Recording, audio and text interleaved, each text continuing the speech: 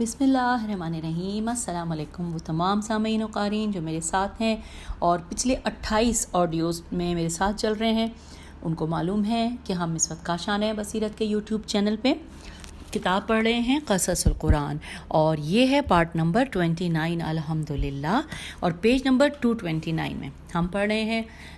جو ہماری پچھلی کچھ آڈیوز ہیں اس میں حضرت موسیٰ علیہ السلام کا ذکر چل رہا ہے۔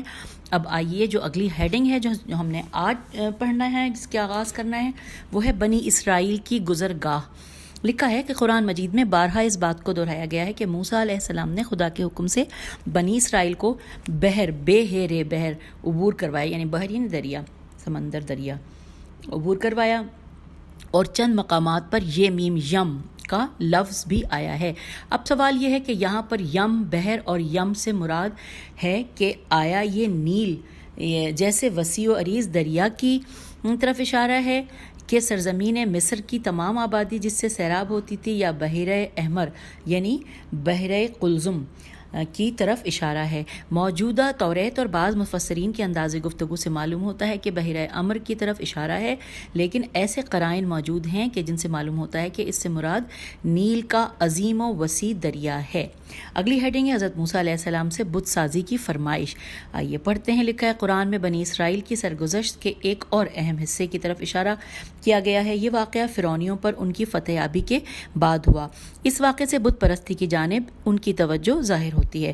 واقعہ یہ ہے کہ حضرت موسیٰ علیہ السلام فرعون کے جھگڑے سے نکل چکے تو ایک اور داخلی مصیبت شروع ہو گئی جو بنی اسرائیل کے جاہل سرکش اور فرعون اور فرعونیوں کے ساتھ جنگ کرنے سے بدردہ سخت اور سنگین تر تھی، اور ہر داخلی کشمکش کا یہی حال ہوا کرتا ہے۔ قرآن میں فرمایا گیا ہے انورٹڈ کاما میں کہ ہم نے بنی اسرائیل کو دریا نیل کے اس پار لگا دیا، انورٹڈ کاما کلوز ہو گیا ہے۔ اور ساتھ ساتھ یہ بھی لکھا ہے کہ لیکن انورٹڈ کاما کہ انہوں نے راستے میں ایک قوم کو دیکھا جو اپنے بتوں کے گرد خضوع اور انکساری کے ساتھ اکٹھا تھے، انورٹڈ کاما کلوز ہو گیا ہے۔ اور یہ جو ہم پڑھ رہے تھے انورٹڈ کاماز میں، یہ سورہ اعراف کی آیت نمبر 138 کے الفاظ تھے۔ اب ہم پیج نمبر 230 پہ پہنچ رہے ہیں۔ لکھا ہے کہ امت موسیٰ علیہ السلام کے جاہل افراد یہ منظر دیکھ کر اس قدر متاثر ہوئے کہ فوراً حضرت موسیٰ علیہ السلام کے پاس آئے اور وہ کہنے لگے، اے موسیٰ، ہمارے واسطے بھی بالکل ویسا ہی معبود بنا دو جیسا معبود ان لوگوں کا ہے۔ اب یہ جو چیز ہے، یہ سورہ اعراف کی آیت نمبر 138 کے الفاظ ہم نے جو بھی پڑھے، جو انہوں نے کہا۔ پھر لکھا ہے حضرت موسیٰ علیہ السلام ان کی اس جاہلانہ اور احمقانہ فرمائش سے بہت ناراض ہوئے، اور آپ نے ان لوگوں سے کہا کہ تم لوگ جاہل اور بے خبر قوم ہو، انورٹڈ کاما کلوز۔ اور یہ سورہ اعراف آیت نمبر 138 پھر آگے لکھا ہے اگلے پیراگراف میں کہ بنی اسرائیل میں ناشکر گزار افراد کی کثرت تھی، باوجود یہ کہ انہوں نے حضرت موسیٰ علیہ السلام سے اتنے معجزے دیکھے، قدرت کے اتنے انعامات ان پر ہوئے، ان کا دشمن فرعون نابود ہوا، ابھی کچھ عرصے بھی نہ گزرا تھا، وہ غرق کر دیا گیا اور وہ سلامتی کے ساتھ دریا کو عبور کر گئے، لیکن انہوں نے ان تمام باتوں کو یکسر بھلا دیا اور موسیٰ علیہ السلام سے بت سازی کا سوال کر بیٹھے۔ اچھا سامعین، اب اگلی ہیڈنگ ہے ایک یہودی کو حضرت امیر المومنین علیہ السلام کا جواب۔ آئیے پڑھتے ہیں۔ لکھا ہے نہج البلاغہ میں سے ایک مرتبہ ایک یہودی نہج البلاغہ میں ہے کہ ایک مرتبہ ایک یہودی نے حضرت امیر المومنین علیہ السلام کے سامنے مسلمانوں پر اعتراض کیا، انورٹڈ کاما میں، کہ ابھی تمہارے نبی دفن بھی نہ ہونے پائے تھے کہ تم لوگوں نے اختلاف کر دیا، انورٹڈ کاما کلوز۔ تو حضرت علی علیہ السلام نے اس کے جواب میں فرمایا کہ ہم نے ان فرامین و اقوال کے بارے میں اختلاف کیا ہے جو پیغمبر سے ہم تک پہنچے ہیں، پیغمبر یا ان کی نبوت سے متعلق ہم نے کوئی اختلاف نہیں کیا، چاہے کہ الوحیت کے متعلق ہم نے کوئی بات کہی ہو، لیکن تم یہودی ابھی تمہارے پیر دریا کے پانی سے خشک نہیں ہونے پائے تھے کہ تم نے اپنے نبی حضرت موسیٰ علیہ السلام سے یہ کہہ دیا کہ ہمارے لیے ایک ایسا معبود بنا دو جس طرح کے ان کے متعدد معبود ہیں، اور اس نبی نے تمہارے جواب میں تم سے کہا تھا کہ تم ایک ایسا گروہ ہو جو جہل کے دریا میں غوطہ زن ہے، یعنی جہالت کے دریا میں غوطہ زن ہے۔ تو حضرت موسیٰ علیہ السلام نے اپنی بات کی تکمیل کے لیے بنی اسرائیل سے کہا، انورٹڈ کاما میں، کہ اس بت پرست گروہ کو جو تم دیکھ رہے ہو، ان کا انجام ہلاکت ہے اور ان کا ہر کام باطل و بے بنیاد ہے، انورٹڈ کاما کلوز۔ سورہ اعراف آیت نمبر 139 کا حصہ تھا۔ اس کے بعد پڑھتے ہیں کہ اس کے بعد مزید تاکید کے لیے فرمایا گیا، انورٹڈ کاما، آیا خدائے برحق کے علاوہ تمہارے لیے کوئی دوسرا معبود بنا لوں؟ وہی خدا جس نے اہل جہاں ہم اثر لوگوں پر تم کو فضیلت دی، انورٹڈ کاما کلوز ہو گیا۔ اور یہ ہے سورہ اعراف کی آیت نمبر 140۔ اگلے پیراگراف میں لکھا ہے کہ اس کے بعد خداوند کریم اپنی نعمتوں میں سے ایک بڑی نعمت کا ذکر فرماتا ہے جو اس نے بنی اسرائیل کو عطا فرمائی تھی، تاکہ اس عظیم نعمت کا تصور کر کے ان میں شکر گزاری کا جذبہ بیدار ہو اور انہیں یہ احساس ہو کہ پرستش اور سجدے کا مستحق صرف خدا یکتا و یگانہ ہے، اور اس بات کی کوئی دلیل نہیں پائی جاتی کہ جو بت بے نفع اور بے ضرر ہیں ان کے سامنے سر تعظیم جھکایا جائے۔ پہلے ارشاد ہوتا ہے انورٹڈ کاما میں کہ یاد کرو اس وقت کو جب کہ ہم نے تمہیں فرعون کے گروہ کے شر سے نجات دے دی، وہ لوگ تم کو مسلسل عذاب دیتے چلے آ رہے تھے، انورٹڈ کاما کلوز۔ سورہ اعراف کی آیت نمبر 141 کا یہ ہم نے حصہ پڑھا۔ اب لکھا ہے کہ اس کے بعد اس عذاب و ایذا رسانی کی تفصیل یوں بیان فرماتا ہے انورٹڈ کاما میں کہ وہ تمہارے بیٹوں کو تو قتل کر دیتے تھے اور تمہاری عورتوں لڑکیوں کو خدمت اور کنیزی کے لیے زندہ چھوڑ دیتے تھے، انورٹڈ کاما کلوز۔ یہ سورہ اعراف کی آیت نمبر 141 کا حصہ ہے۔ ہم آگے ہیں پیج 231 پہ، یہاں پر ہیڈنگ ہے بنی اسرائیل سرزمین مقدس کی طرف۔ آئیے پڑھتے ہیں۔ لکھا ہے کہ قرآن میں اس کے بعد سرزمین مقدس میں بنی اسرائیل کے ورود کے بارے میں یوں بیان کیا گیا ہے انورٹڈ کاما کہ موسیٰ علیہ السلام نے اپنی قوم سے کہا کہ تم سرزمین مقدس میں جسے خدا نے تمہارے لیے مقرر کیا ہے داخل ہو جاؤ، اس سلسلے میں مشکلات سے نہ ڈرو، فدا کاری سے منہ نہ موڑو، اور اگر تم نے اس حکم سے پیٹ پھیری تو خسارے میں رہو گے، انورٹڈ کاما کلوز ہو گیا۔ اور یہ ہے سورہ مائدہ کی آیت نمبر 21۔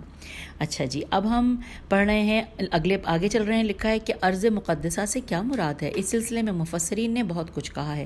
بعض بیت المقدس کہتے ہیں، کچھ اردن یا فلسطین کا نام لیتے ہیں، اور بعض سرزمین طور سمجھتے ہیں، لیکن بعید نہیں کہ اس سے مراد منطقہ شامات ہو جس میں تمام مذکورہ علاقے شامل ہیں، کیونکہ یہ تاریخ شاہد ہے کہ یہ سارا علاقہ انبیاء الہی کا گہوارہ، عظیم ادیان کے ظہور کی زمین اور طول تاریخ میں توحید، خدا پرستی اور تعلیمات انبیاء کی نشر و اشاعت کا مرکز رہا ہے۔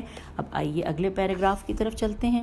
لکھا ہے کہ لہٰذا اسے سرزمین مقدس کہا گیا ہے، اگرچہ بعض اوقات خاص بیت المقدس کو بھی ارض مقدس کہا جاتا ہے۔ پھر دیکھیں جی، لکھا ہے بنی اسرائیل نے اس حکم پر حضرت موسیٰ علیہ السلام کو وہی جواب دیا جو ایسے موقع پر کمزور، بزدل اور جاہل لوگ دیا کرتے ہیں۔ ایسے لوگ چاہتے ہیں کہ تمام کامیابیاں انہیں اتفاقاً اور معجزانہ طور پر ہی حاصل ہو جائیں، یعنی لقمہ بھی کوئی اٹھا کر ان کے منہ میں ڈال دے، اور حضرت موسیٰ علیہ السلام سے کہنے لگے انورٹڈ کاما آپ جانتے ہیں کہ اس علاقے میں ایک جابر اور جنگجو گروہ رہتا ہے، جب تک وہ اسے خالی کر کے باہر نہ چلا جائے ہم تو اس علاقے میں قدم تک نہیں رکھیں گے، اسی صورت میں ہم آپ کی اطاعت کریں گے اور سرزمین مقدس میں داخل ہوں گے، انورٹڈ کاما کلوز ہو گیا۔ اور یہ الفاظ ہیں سورہ مائدہ کی آیت نمبر 22 کے ہم نے پڑھے۔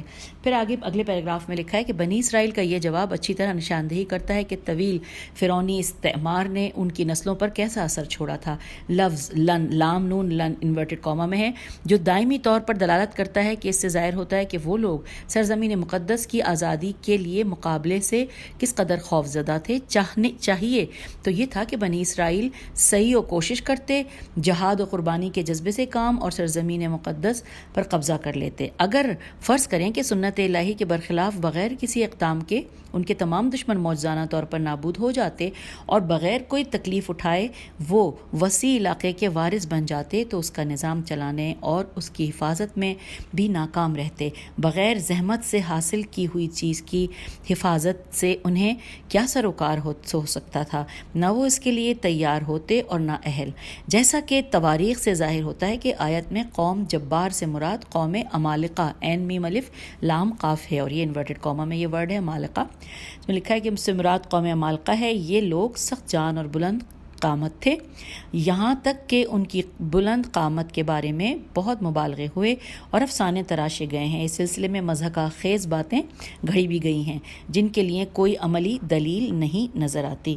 اچھا، اب ان کے بارے میں حاشیے میں لکھا ہے کہ خصوصاً عوج، عین واو جیم، اور عوج جو ہے یہ انورٹڈ کاما میں، یا ہو سکتا ہے او جو یہ عین واو جیم، ان کے بارے میں خرافات سے معمور ایسی کہانیاں تاریخوں میں ملتی ہیں۔ اس سے معلوم ہوتا ہے کہ ایسے افسانے جن میں سے بعض اسلامی کتب میں بھی آ گئے ہیں، دراصل بنی اسرائیل کے گھڑے ہوئے ہیں۔ انہیں عام طور پر اسرائیلیات کہا جاتا ہے۔ اس کی دلیل یہ ہے کہ خود موجودہ توریت کے متن میں ایسے افسانے دکھائی دیتے ہیں۔ اچھا، اب ہم نے حاشیے میں پڑھ لیا اور اب ہم پیج نمبر 232 میں آ گئے ہیں۔ لکھا ہے اس کے بعد قرآن کہتا ہے انورٹڈ کاما کہ اس وقت اہل ایمان میں سے 2 افراد ایسے تھے جن کے دل میں خوف خدا تھا اور اس بنا پر انہیں عظیم نعمتیں میسر تھیں۔ ان میں استقامت و شجاعت بھی تھی، وہ دور اندیش بھی تھے اور اجتماعی اور فوجی نقطۂ نظر سے بھی بصیرت رکھتے تھے۔ انہوں نے حضرت موسیٰ علیہ السلام کی دفاعی تجویز کی حمایت کی اور بنی اسرائیل سے کہنے لگے کہ تم شہر کے دروازے سے داخل ہو جاؤ اور اگر تم داخل ہو گئے تو کامیاب ہو جاؤ گے۔ اس کے بعد لکھا ہے کہ یہاں پہ انورٹڈ کاما کلوز ہو گیا، پھر آگے لکھا ہے کہ لیکن ہر صورت میں تمہیں روح ایمان سے مدد حاصل کرنا چاہیے اور خدا پر بھروسہ کرو تاکہ اس مقصد کو پالو۔ اور یہ ہم نے باتیں پڑھی ہیں سورہ مائدہ کی آیت نمبر 23 اس کے آگے لکھا ہوا ہے۔ اب لکھا ہے کہ اس کے بارے میں یہ 2 آدمی کون تھے۔ اکثر مفسرین نے خط لکھا، یہاں سے پڑھتی ہوں، اس بارے میں کہ یہ 2 آدمی کون تھے، یہاں پہ سوالیہ نشان ہے۔ پھر لکھا ہے کہ اکثر مفسرین نے لکھا ہے کہ وہ یوشا بن نون، یہ واو شین این اور بن نون نون وا نون اور یہ انورٹڈ کاما میں، اور کالب بن یوفنا کاف الف لام بے نون بن یہ واو فینون الف، یہ بھی انورٹڈ کاما میں ہے۔ تو یہ بھی لکھتے ہیں، ہاں اس میں لکھا ہے کہ تھے جو کہ بنی اسرائیل کے نقیبوں میں سے تھے۔ اب بس یہاں پہ یہ بات ختم ہو گئی ہے۔ آگے لکھا ہے ہیڈنگ میں کہ جب کامیاب ہو جاؤ تو ہمیں بھی خبر کرنا۔ لکھا ہے بنی اسرائیل نے یہ تجویز قبول نہ کی اور ضعف و کمزوری جو ان کی روح پر قبضہ کر چکی تھی اس کے باعث انہوں نے صراحت سے موسیٰ علیہ السلام سے کہا انورٹڈ کاما کہ جب تک وہ لوگ اس سرزمین میں ہیں ہم ہرگز داخل نہیں ہوں گے۔ تم اور تمہارا پروردگار جس نے تم سے کامیابی کا وعدہ کیا ہے جاؤ اور عمالقہ سے جنگ کرو اور جب کامیاب ہو جاؤ تو ہمیں بتا دینا، ہم یہیں بیٹھے ہیں۔ انورٹڈ کاما کلوز، یہ سورہ مائدہ کی آیت نمبر 24 کے الفاظ ہیں۔ بنی اسرائیل نے اپنے پیغمبر کے ساتھ جسارت کی انتہا کر دی تھی، کیونکہ پہلے تو انہوں نے لفظ لن اور ابدن استعمال کر کے اپنی صریح مخالفت کا اظہار کیا اور پھر یہ کہا کہ تم اور تمہارا پروردگار جاؤ اور جنگ کرو، ہم تو یہاں بیٹھے ہیں۔ انہوں نے حضرت موسیٰ علیہ السلام اور ان کے وعدوں کی تحقیر کی، یہاں تک کہ خدا کے ان 2 بندوں کی تجویز کی بھی پرواہ نہیں کی اور شاید انہیں تو کوئی مختصر سا جواب تک نہیں دیا۔ نیکسٹ پیراگراف میں ہے کہ یہ امر قابل توجہ ہے کہ موجودہ توریت سفر اعداد باب نمبر 14 میں بھی اس داستان کے بعض اہم حصے موجود ہیں۔ حضرت موسیٰ علیہ السلام ان لوگوں سے بالکل مایوس ہو گئے اور انہوں نے دعا کے لیے ہاتھ اٹھا دیے اور ان سے علیحدگی کے لیے یوں تقاضا کیا انورٹڈ کاما پروردگار میرا تو صرف اپنے آپ پر اور اپنے بھائی پر بس چلتا ہے، خدایا ہمارے اور اس فاسق و سرکش گروہ میں جدائی ڈال دے انورٹڈ کاما کلوز۔ اور یہ الفاظ ہیں سورہ مائدہ کی آیت نمبر 25 کے۔ بس پھر اس کے بعد لکھا ہے ہیڈنگ آ گئی ہے کہ بنی اسرائیل بیابان میں سرگرداں۔ آئیے جانتے ہیں کہ اس کے پیچھے کیا کہانی ہے۔ آخر کار حضرت موسیٰ علیہ السلام کی دعا قبول ہوئی اور بنی اسرائیل اپنے ان برے اعمال کے انجام سے دوچار ہوئے۔ خدا کی طرف سے حضرت موسیٰ علیہ السلام کو وحی ہوئی، انورٹڈ کاما میں الفاظ ہیں یہ وحی کہ یہ لوگ اس مقدس سرزمین سے 40 سال تک محروم رہیں گے جو طرح طرح کی مادی و روحانی نعمات سے مالا مال ہے، انورٹڈ کاما کلوز۔ اور یہ سورہ مائدہ کی آیت نمبر 26 کے الفاظ ہیں۔ آگے چلتے ہیں، لکھا ہے علاوہ ازیں ان 40 سالوں میں انہیں اس بیابان میں سرگرداں رہنا ہوگا۔ اس کے بعد حضرت موسیٰ علیہ السلام نے سے فرمایا گیا کہ اس انورٹڈ کاما میں کہ اس قوم کے سر پر جو کچھ بھی آئے وہ صحیح ہے اور ان کے اس انجام پر کبھی غمگین نہ ہونا، انورٹڈ کاما کلوز۔ یہ سورہ مائدہ کی آیت نمبر 26 کے الفاظ ہیں۔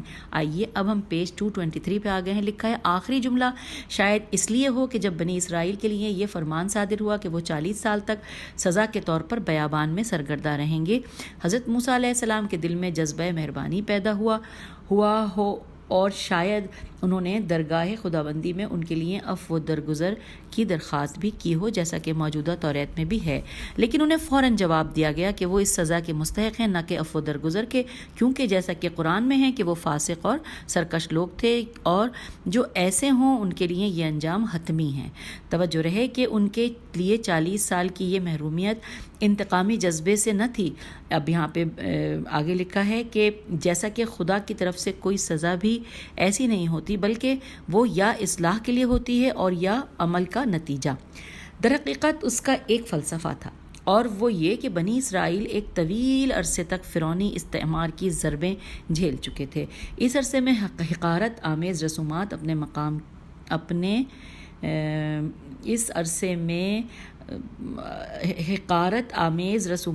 مقام کی عدم شناخت اور احساسات ذلت کا شکار ہو چکے تھے، اور حضرت موسیٰ علیہ السلام جیسے عظیم رہبر کی سرپرستی میں اس تھوڑے سے عرصے میں اپنی روح کو ان خامیوں سے پاک نہیں کر سکے تھے، اور وہ ایک ہی جست میں افتخار، قدرت اور سربلندی کی نئی زندگی کے لیے تیار نہیں ہو پائے تھے۔ اگلے پیراگراف میں لکھا ہے کہ حضرت موسیٰ علیہ السلام نے انہیں مقدس سرزمین کے حصول کے لیے جہاد آزادی کا جو حکم دیا تھا اس پر عمل نہ کرنے کے لیے انہوں نے جو کچھ کہا وہ اس حقیقت کی واضح دلیل ہے، لہٰذا ضروری تھا کہ وہ ایک طویل مدت وسیع بیابانوں میں سرگردہ رہیں، اور اس طرح ان کی ناتواں اور غلامانہ ذہنیت کی حامل موجودہ کمزور نسل آہستہ آہستہ ختم ہو جائے اور نئی نسل حریت و آزادی کے ماحول میں اور خدائی تعلیمات کی آغوش میں پروان چڑھے، تاکہ وہ اس قسم کے جہاد کے لیے اقدام کر سکے اور اس طرح سے اس سرزمین پر حق کی حکمرانی قائم ہو سکے۔ اب اگلی ہیڈنگ ہے کہ بنی اسرائیل کا ایک گروہ پشیمان ہوا۔ بنی اسرائیل کا ایک گروہ اپنے کیے پر سخت پشیمان ہوا۔ انہوں نے بارگاہ خدا کا رخ کیا۔ خدا نے دوسری مرتبہ بنی اسرائیل کو اپنی نعمتوں سے نوازا، جن میں سے بعض کی طرف قرآن میں اشارہ کیا گیا ہے انورٹڈ کاما کہ ہم نے تمہارے سر پر بادل سے سایہ کیا انورٹڈ کاما کلوز، اور یہ سورہ بقرہ کی آیت نمبر 57 ہے۔ آئیے آگے چلتے ہیں۔ لکھا ہے سرخط سین رے خیتوئے، سرخط وہ مسافر، سر خط ہے یا سرخط وہ مسافر جو صبح سے غروب تک سورج کی گرمی میں بیابان میں چلتا ہے، وہ ایک لطیف سائے میں سے کیسی راحت پائے گا وہ سایہ جو بادل کا ہو، جس سے انسان کے لیے نہ تو فضا محدود ہوتی ہو اور نہ جو ہوا چلنے سے مانع ہو۔ یہ صحیح ہے کہ بادل کے سایہ فگن ٹکڑوں کا احتمال ہمیشہ بیابان میں ہوتا ہے، لیکن قرآن واضح طور پر کہہ رہا ہے کہ بنی اسرائیل کے ساتھ ایسا عام حالات کی طرح نہ تھا، بلکہ وہ لطف خدا سے اکثر اس عظیم نعمت سے بہرہور ہوتے تھے۔ دوسری طرف اس خشک اور جلا دینے والے بیابان میں 40 سال کی طویل مدت سرگرداں رہنے والوں کے لیے غذا کی کافی دوافی ضرورت تھی۔ اس مشکل کو بھی خداوند عالم نے ان کے لیے حل کر دیا، جیسا کہ ارشاد ہوتا ہے ہم نے منوسلوا کا ان بریکٹ لکھا ہوا ہے کہ جو لذیذ اور طاقت بخش غذا ہے تم پر نازل کیا۔ ہم آگئے ہیں پیج نمبر 234 پہ۔ لکھا ہے ان پاکیزہ غذاؤں سے جو تمہیں روزی کے طور پر دی گئی ہیں کھاؤ، اور حکم خدا کی نافرمانی نہ کرو اور اس کی نعمت کا شکر ادا کرو۔ لیکن وہ پھر بھی شکر گزاری کے دروازے میں داخل نہیں ہوئے، تاہم انہوں نے، اب یہ انورٹڈ کاما میں آ گیا جملہ کہ انہوں نے ہم پر کوئی ظلم نہیں کیا بلکہ اپنے اوپر ہی ظلم کیا ہے انورٹڈ کاما کلوز۔ یہ سورہ بقرہ کی آیت نمبر 57 کا حصہ تھا۔ پھر لکھا ہے منوسلوا کیا ہے، یہ ہیڈنگ ہے۔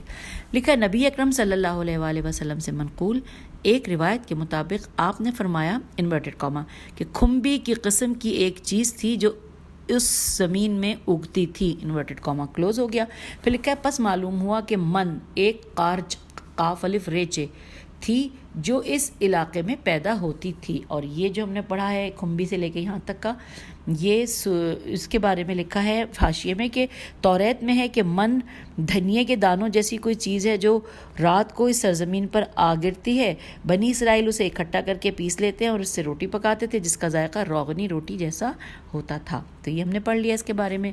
اب آگے چلتے ہیں۔ لکھا ہے کہ ایک احتمال اور بھی ہے کہ بنی اسرائیل کی سرگردانی کے زمانے میں خدا کے لطف و کرم سے جو نفع بخش بارشیں برستی تھیں، ان کے نیچے میں درختوں سے کوئی خاص قسم کی گوند اور شیرہ نکلتا تھا اور بنی اسرائیل اس سے مستفید ہوتے تھے۔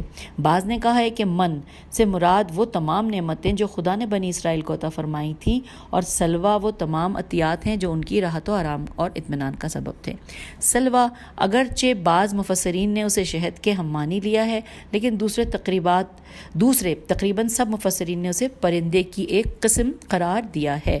یہ پرندہ اطراف اور مختلف علاقوں سے کثرت سے اس علاقے میں آتا تھا اور بنی اسرائیل اس کے گوشت سے استفادہ کرتے تھے۔ احدین پر لکھی گئی تفسیر میں بھی اس نظریے کی تائید دکھائی دیتی ہے۔ اب اس کے بارے میں حاشیے میں لکھا ہے کہ اس میں لکھا ہے کہ معلوم ہونا چاہیے کہ بہت بڑی تعداد میں سلوا افریقہ سے چل کر شمال کو جاتے ہیں۔ جزیرہ کاپری، یہ ورڈ جو نا جزیرہ کاپری، یہ انورٹڈ کاما میں لکھا ہے، جزیرہ کاپری میں ایک فصل میں 16,000 کی تعداد میں ان کا شکار کیا گیا۔ یہ پرندہ بحر قلزمس کے راستے سے آتا ہے، خلیج عقبہ اور رسویز کو عبور کرتا ہے، ہفتے کو جزیرہ سینا میں داخل ہوتا ہے اور راستے میں اس قدر تھکان اور تکلیف جھیلنے کی وجہ سے آسانی سے ہاتھ سے پکڑا جاتا ہے، اور جب پرواز کرتا ہے تو زمین کے قریب ہوتا ہے۔ اس حصے کے متعلق توریت کے سفر خروج اور سفر اعداد میں گفتگو ہوئی ہے، یہ ہم نے اس کے بارے میں حاشیے میں پڑھ لیا۔ اب دوبارہ ہم صفحے کی جانب آگے لکھا ہے، البتہ بنی اسرائیل کی سرگردانی کے دنوں میں ان پر خدا کا یہ خاص لطف و کرم تھا کہ یہ پرندہ وہاں کثرت سے ہوتا تھا تاکہ وہ اس سے استفادہ کر سکیں، ورنہ تو عام حالات میں اس طرح کی نعمت کا وجود مشکل تھا۔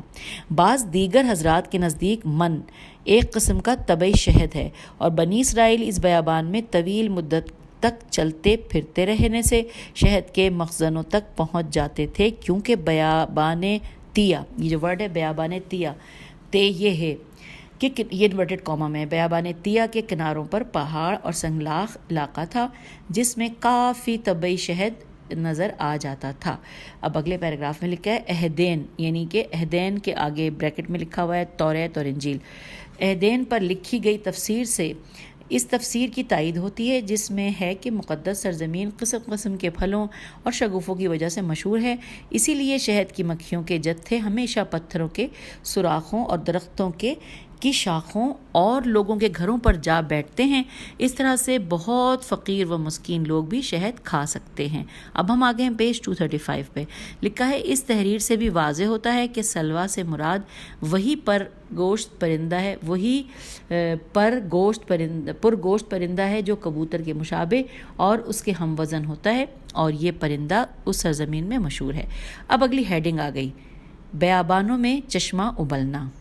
آئیے پڑھتے ہیں، لکھا ہے بنی اسرائیل پر کی گئی ایک اور نعمت کی نشاندہی کرتے ہوئے اللہ فرماتا ہے، انورٹڈ کاما، یاد کرو اس وقت کو جب موسیٰ علیہ السلام اس خشک اور جلانے والے بیابان میں، جس وقت بنی اسرائیل پانی کی وجہ سے سخت تنگی میں مبتلا تھے، انہوں نے پانی کی درخواست کی تھی۔ انورٹڈ کاما کلوز ہو گیا۔ یہ سورہ بقرہ کی آیت نمبر 60 کا ذکر ہم نے پڑھا۔ پھر لکھا ہے، تو خدا نے اس درخواست کو قبول کیا، جیسا کہ قرآن کہتا ہے کہ ہم نے اسے حکم دیا کہ اپنا عصا مخصوص پتھر پر مارو، اس سے اچانک پانی نکلے گا، اور پانی کے 12 چشمے زور شور سے جاری ہو گئے۔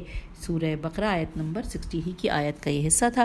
آگے لکھا ہے، بنی اسرائیل کے قبائل کی تعداد کے عین مطابق جب یہ چشمے جاری ہوئے تو ایک چشمہ ایک قبیلے کی طرف جھک جاتا تھا، جس پر بنی اسرائیل کے لوگوں اور قبیلوں میں سے ہر ایک نے اپنے اپنے چشمے کو پہچان لیا۔ یہ اپنے اپنے چشمے کو بھی پہچان لیا، یہ جو انورٹڈ کاما میں بات ہے سورہ بقرہ کی آیت نمبر 60 ہی کا یہ بھی حصہ ہے۔ لکھا ہے، یہ پتھر کس قسم کا تھا، حضرت موسیٰ علیہ السلام کس طرح اس پر عصا مارتے تھے، اور پانی اس میں سے کیسے جاری ہو جاتا تھا۔ اس سلسلے میں بہت کچھ گفتگو کی گئی ہے۔ قرآن جو کچھ اس بارے میں کہتا ہے وہ اس سے زیادہ نہیں کہ موسیٰ علیہ السلام نے اس پر عصا مارا تو اس سے 12 چشمے جاری ہو گئے۔ بہرحال بعض مفسرین کہتے ہیں کہ یہ پتھر ایک کوہستانی علاقے کے ایک حصے میں واقع تھا جو بیابان کی طرف جھکا ہوا تھا۔ سورہ اعراف الف عین رے الف فے آیت نمبر 160 کی تعبیر اس بات کی نشاندہی کرتی ہے کہ ابتدا میں اس پتھر سے تھوڑا تھوڑا پانی نکلا، بعد میں زیادہ ہو گیا، یہاں تک کہ بنی اسرائیل کا ہر قبیلہ ان کے جانور جو ان کے ساتھ تھے اور وہ کھیتی جو انہوں نے احتمالاً اس بیابان کے ایک حصے میں تیار کی تھی، سب اس سے سیراب ہو گئے۔ یہ کوئی تعجب کی بات نہیں کہ کوہستانی علاقے میں پتھر کے ایک حصے سے پانی جاری ہو، البتہ یہ مسلم ہے کہ یہ سب معجزے سے رونما ہوا ہے، اور یہ ہم تفصیلات پڑھیں توریت کی 17ویں فصل میں سفر خروج کے ذیل میں بھی یوں ہی لکھا ہے، یہ ہم نے حاشیے میں پڑھا اس کے بارے میں۔ اب انورٹڈ کاما میں لکھا ہے، پڑھتے ہیں کہ خدا نے موسیٰ علیہ السلام سے کہا کہ قوم کے آگے آگے رہو اور اسرائیل کے بعض بزرگوں کو ساتھ لے لو، اور وہ عصا جسے نہر پر مارا تھا ہاتھ میں لے کر روانہ ہو جاؤ۔ میں وہاں تمہارے سامنے کوہ ہوریب پر کھڑا ہو جاؤں گا، اور اسے پتھر پر مارو، اس سے پانی جاری ہو جائے گا تاکہ قوم پی لے۔ اور موسیٰ علیہ السلام نے اسرائیل کے مشائخ اور بزرگوں کے سامنے ایسا ہی کیا. یہاں پر انورٹڈ کاما کلوز ہو گیا ہے. پھر آگے بھی ساتھ ساتھ ہے کہ بہرحال ایک طرف خداوند عالم نے ان پر من و سلوہ نازل کیا اور دوسری طرف انہیں فراوان پانی عطا کیا اور ان سے فرمایا انورٹڈ کاما کہ خدا کی دی ہوئی روزی سے کھاؤ پیو لیکن زمین میں خرابی اور فساد نہ کرو. انورٹڈ کاما کلوز ہو گیا. سورہ بقرہ کی آیت نمبر 60 کے یہ الفاظ تھے. یعنی کہ گویا انہیں متوجہ کیا گیا کہ کم از کم ان عظیم نعمتوں کی شکر گزاری کے طور پر ضدی پن، ستم گری، انبیاء کی ایذا رسانی اور بہانہ بازی ترک کر دو. اب ہم پیج نمبر 236 پر آ گئے ہیں اور یہاں پر ہیڈنگ ہے کہ مختلف کھانوں کی تمنا. آئیے یہ بھی جانتے ہیں. یہ میں جب بہت چھوٹی تھی تو میں سنتی تھی کہ جب من و سلوہ ملتا ہے تو پھر پتہ نہیں کیا کیا مانگتے ہیں. چلیں آئیے پڑھتے ہیں. میں نے سنا تھا لہسن پیاز مانگ رہے تھے. چلیں دیکھتے ہیں. لکھا ہے کہ ان نعمات فراوان کی تفصیل کے بعد جن سے خدا نے بنی اسرائیل کو نوازا تھا، قرآن میں ان عظیم نعمتوں پر ان کے کفران اور شکر گزاری کی حالت کو منعکس کیا گیا ہے.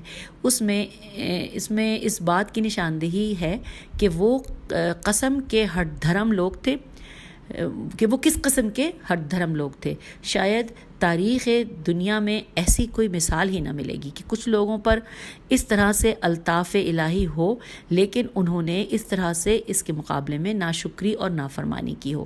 پہلے فرمایا گیا انورٹڈ کاما یاد کرو اس وقت کو کہ جب تم نے کہا تھا کہ اے موسیٰ ہم سے ہرگز یہ نہیں ہو سکتا کہ ایک ہی غذا پر قناعت کر لیں. من و سلوہ کتنی ہی لذیذ غذا ہو، ہم مختلف قسم کی غذا چاہتے ہیں. Inverted comma close. سورہ بقرہ کی آیت نمبر 61. پھر لکھا ہے انورٹڈ کاما میں کہ لہٰذا خدا نے سے خواہش کرو کہ وہ زمین سے جو کچھ اگایا کرتا ہے ہمارے لیے بھی اگائے. سبزیوں میں سے ککڑی، لہسن، مسور اور پیاز. اچھا، ککڑی، لہسن، مسور اور پیاز. انورٹڈ کاما کلوز ہو گیا. یہ بھی سورہ بقرہ کی آیت نمبر 61 کا حصہ ہے. پھر لکھا ہے لیکن موسیٰ علیہ السلام نے ان سے کہا انورٹڈ کاما کیا تم بہتر کے بجائے پس تر غذا پسند کرتے ہو؟ Inverted comma close. تو یہ سورہ بقرہ کی آیت نمبر 61 ہی کا حصہ ہے. پھر انورٹڈ کاما میں بھی سورہ بقرہ آیت نمبر 61 کو ہم دوبارہ پڑھنے جا رہے ہیں. لکھا ہے کہ انورٹڈ کاما میں کہ جب معاملہ ایسا ہی ہے تو پھر اس بیابان سے نکلو اور کسی شہر میں داخل ہونے کی کوشش کرو کیونکہ جو کچھ تم چاہتے ہو وہ وہاں ہے. تو یہ بھی انورٹڈ کاما یہاں پہ کلوز ہو گیا. وہی سورہ بقرہ کی آیت نمبر 61. پھر لکھا ہے یعنی تم لوگ اس وقت اس بیابان میں خود سازی اور امتحان کی منزل میں ہو. یہاں مختلف کھانے نہیں مل سکتے. جاؤ شہر میں جاؤ تاکہ یہ چیزیں تمہیں مل جائیں. لیکن یہ خود سازی کا پروگرام وہاں نہیں ہے. اس کے بعد قرآن مزید کہتا ہے کہ خدا نے ان کی پیشانی پر ذلت و فقر کی مہر لگا دی اور وہ دوبارہ غضب الہی میں گرفتار ہو گئے. یہ اس لیے ہوا کہ وہ آیات الہی کا انکار کرتے تھے اور ناحق انبیاء کو قتل کرتے تھے. یہ سب اس لیے تھا کہ وہ گناہ، سرکشی اور تجاوز کے مرتکب ہوتے تھے. اور یہ ہے سورہ بقرہ کی آیت نمبر 61 کا ہی ترجمہ ہم نے پڑھا. نیکسٹ ہیڈنگ ہے عظیم وعدہ گاہ. آئیے یہ بھی جانتے ہیں. اس ہیڈنگ کے بارے میں لکھا ہے کہ قرآن میں بنی اسرائیل کی زندگی کا ایک اور منظر بیان کیا گیا ہے. ایک مرتبہ پھر حضرت موسیٰ علیہ السلام کو اپنی قوم سے جھگڑنا پڑا ہے. حضرت موسیٰ علیہ السلام کا خدا کے مقام میں وعدے پر جانا، وحی کے ذریعے احکام توریت لینا، خدا سے باتیں کرنا، کچھ بزرگان بنی اسرائیل کو میعاد گاہ میں ان واقعات کے مشاہدے کے لیے لانا. اس بات کا اظہار ہے کہ خدا کو ان آنکھوں سے ہرگز نہیں دیکھا جا سکتا. پہلے فرمایا گیا کہ انورٹڈ کاما ہم نے موسیٰ سے 30 راتوں یعنی پورے 1 مہینے کا وعدہ کیا.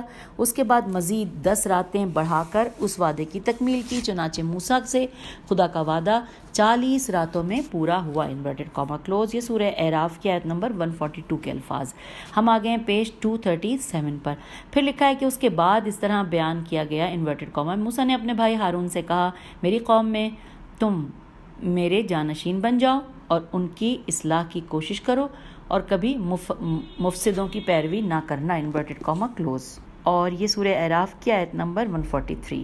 لکھا ہے مفسرین کے درمیان اس تفریق کے بارے میں بحث ہے لیکن وجوہات بیشتر قرین قیاس ہے. اب آئیے اگلی ہیڈنگ کی جانب.